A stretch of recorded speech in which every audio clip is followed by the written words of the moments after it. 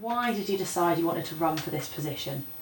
Okay, well, I feel what's been done in the previous years has not been done to its fullest extent. So we've seen good stuff come from Keir, we've seen good stuff come from Edwin, but I think my approach is different to the role, where when you get something done, I think the students should know about it.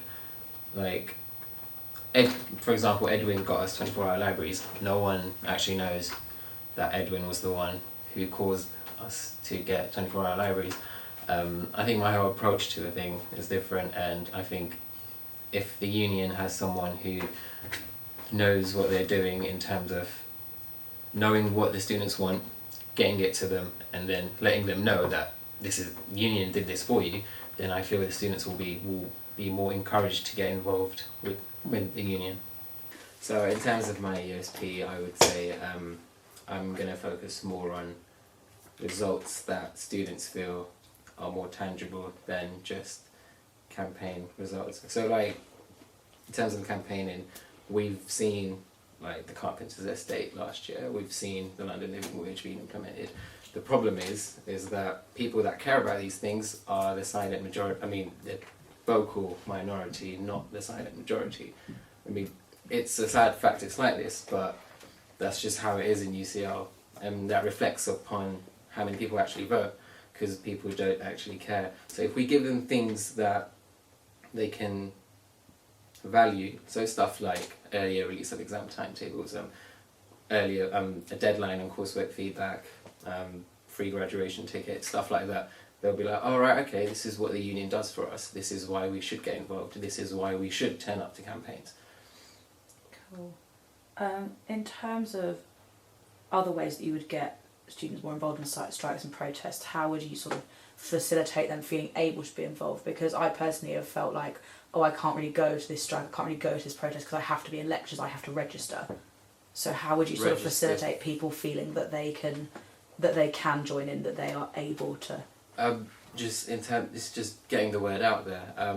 We get people standing around campus handing out leaflets, but that doesn't do any good. We need to use we have the STARS network, which we're not making use of at all. They have like one meeting per term, and that's a bit like, that's just nothing. You don't get anything done with one meeting per term. So we could probably use that. We could use the faculty reps to get a recognised figure within each department to let them know that this is what's going on, this is important, you guys should turn up, lectures don't matter, nothing's going to happen if you don't go to lecture for one day. Most people will probably miss lectures anyway, so that's not really an issue. You talk about liaising with UCL management vis-a-vis the Bloomsbury master plan. How do you think you would do that better than it's been done before? Better, probably not, but in terms of carrying on what's being done, I would say that's where my aim is. Like we've seen Keir just past December, when we had the what's it called, the funding body that gives bursaries to UCL, where they brought their cuts forward by 1 year, and Keir managed to actually get UCL to agree that okay, whatever we're losing out on from them, we'll just take out from our own pocket. So stuff like that, I feel I can carry on. You talk about having surgeries and vlogging and working closely with the STARS, but in terms of people already being disinterested, how would you get people to come to that sort of thing? Like, how would you get it out there? Right. I think first of all, probably let them know that most people, what we've seen in the past years, there are positions that don't actually get applied for. There have been terms where there are no faculty reps for some departments, and I feel if we let people know that these are positions you can take, this is just as simple as telling them this will look good on your CV, people will apply for these things. This will like raise your profile on campus, that people will apply for these things.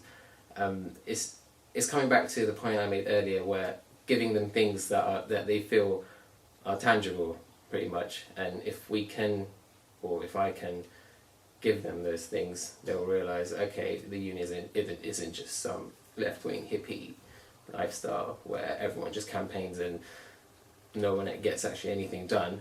in terms of benefiting the whole student body instead of just the vocal minority. So you've said a lot about things having to be tangible. Yeah. What is your opinion on like the way that protest has been done this year, where no, the results I think, have been relatively like intangible, but there's been more presence? Yeah, no, definitely. Like we had the London Living Wage. We still have the fair pay campaigning going on for teaching assistants and lecturers in general. I think that's very important because it's directly related to education as well. But the sad truth is most people don't care about these things, and one of the things that I will do is, I know I've already mentioned this, is to somehow get them to be interested in these things. I mean, it's just like, it's a matter of getting the problem related to them. So people who want to carry on in their studies and apply for a postgrad position, I know in my department most postgrads don't actually get paid on time for the teaching the labs they carry out for us second years. Well, back then second years, I'm a fourth year now. Yeah, they don't actually get paid on time. So people that want to do postgrads, and we tell them, look, if you guys don't get involved in these things, this is what will happen to you later on. And it's just a matter of making the problem related to the individual. And I don't think we can take a general approach to this. It has to be relative to each department.